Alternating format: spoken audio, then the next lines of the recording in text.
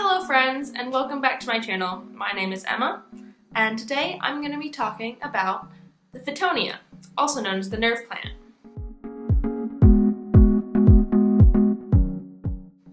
Nerve plants are a really great houseplant to have, but they can be a little bit finicky, kind of a drama queen every now and then.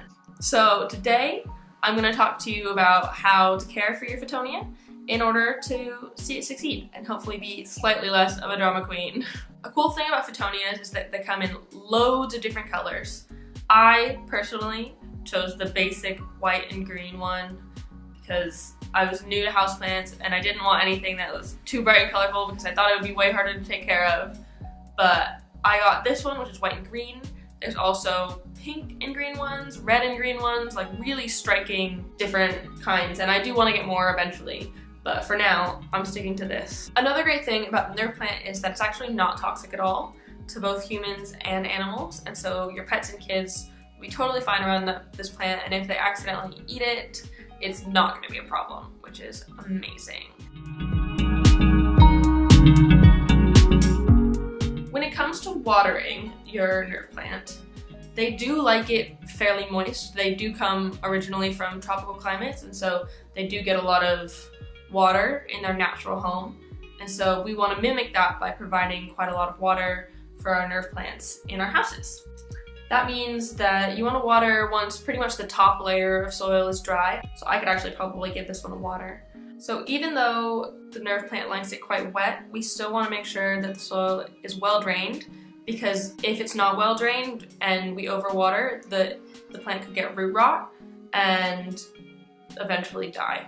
One of the signs of overwatering is that the leaves start to yellow. So if your leaves are yellowing, kind of drooping and falling off, that usually means that it has been overwatered. I water my nerve plant about every 2 or 3 days, and he seems to like that. I just let the top little bit of soil dry out before giving him some more water. As you can see, like normal, I keep mine in its nursery pot, but it's also in this nice decorative plant pot, which was actually a recycled candle holder that I got, and I decided it would be cute as a plant pot instead of being a candle holder anymore.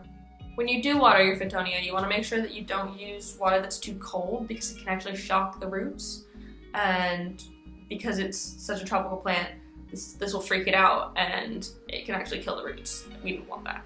One of the funny things about nerve plants is they actually faint if they don't get enough water. So if they're super thirsty, they'll just kind of collapse all over and wilt, and that's why they can be such drama queen. The only thing you have to do is just water it, and then it'll pop right back up, spring back up to life.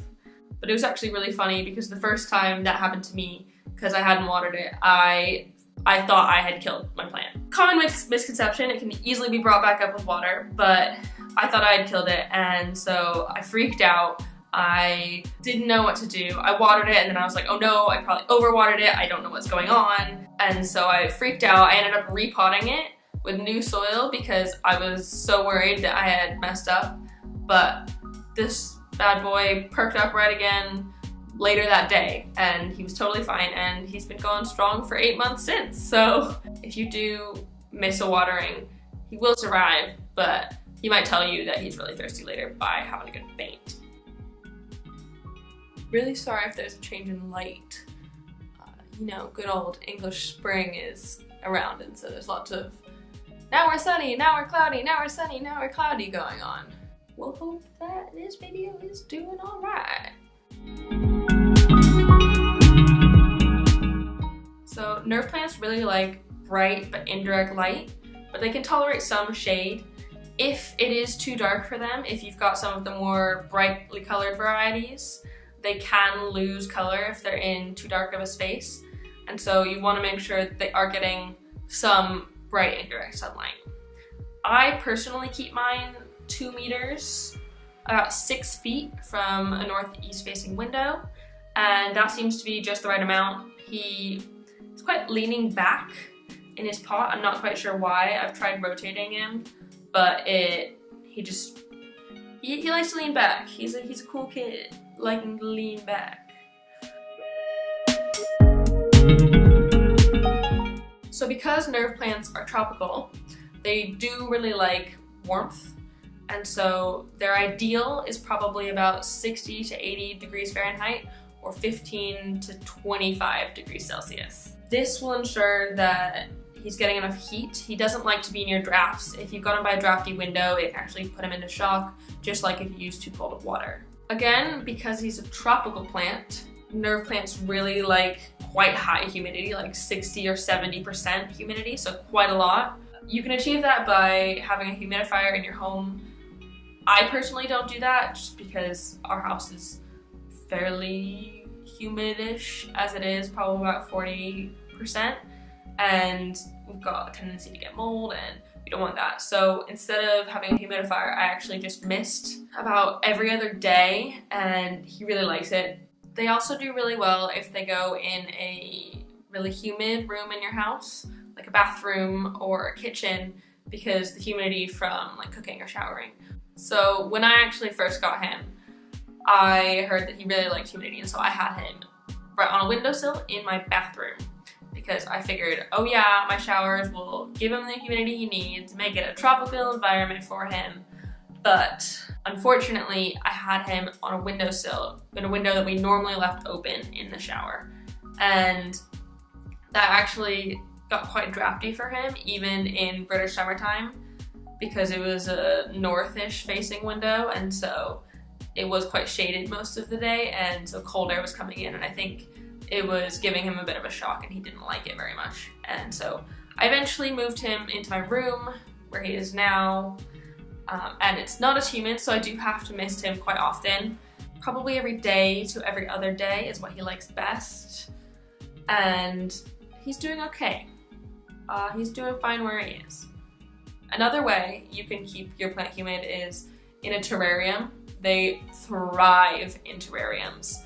And so if you do want a nerve plant and you can't have high humidity in your place, then just throw them in a terrarium, and the humidity from being in that space is enough for it. When it comes to feeding your nerve plants, they really like being fed probably about weekly in the spring and summer months in the growing season, because they'll just put out loads and loads of new leaves. You can see I've got loads of new leaves just popping out, ready to go, ready to join the world. I personally use Miracle-Gro All-Purpose, but that's just because it was the easiest for me to find when I was looking for plant food, and so I don't have any special connection with them. When it comes to propagating nerve plants, it's actually not that difficult. All you have to do is take a stem with about 4 or 5 leaves on it and cut it with a nice sharp knife or scissors, and you stick that end into some general all-purpose soil. Once you've put it in soil, then you give it a nice water and you keep it in a nice warm, humid location, and it'll root. In order to keep your new cuttings nice and warm and humid, you can put a bag over it, a nice clear bag. Kind of creates a mini greenhouse that keeps in the warmth and the moisture of the plant and really gives it the ideal location to thrive and survive. But you don't have to do that. As long as you keep it in a warm and humid environment, give it some mists, and make sure it's not too drafty, your propagation should be fine. So that's it. That's all you need to know in order to take care of your very own Fittonia or nerve plant. Like I said, can be a little bit finicky, a little bit of a drama queen, but as long as you give your nerve plant the right care, they will thrive. If you like this video, please give me a like down below and leave a comment on other houseplants that you'd like me to talk about later. And please subscribe for more. Thank you so much, and I'll see you next time. Bye!